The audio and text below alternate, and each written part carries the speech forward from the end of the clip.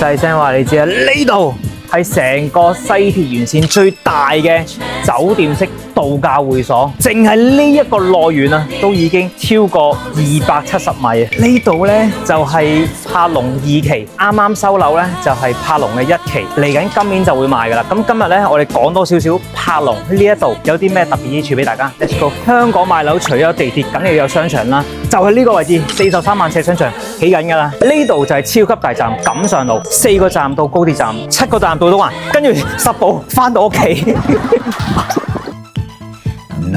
喂，呢度正啊！港鐵管理1張八通搞掂，住戶證都慳翻。喂，今日嚟咧就係幫業主咧收呢個單位嘅，就喺呢度啊，2房1廳，望埋出去呢個，哇，幾靚嘅泳池景。呢度柏龍就有3大發展商一齊打造而成嘅，除咗有信和置業啦、嘉華國際啦，同埋中國海外。咁同埋呢度咧，去4個關口咧都非常之方便嘅，例如有落馬洲、皇崗啦，同埋羅湖啦、深圳灣口岸，都係10零分鐘車程嘅啫。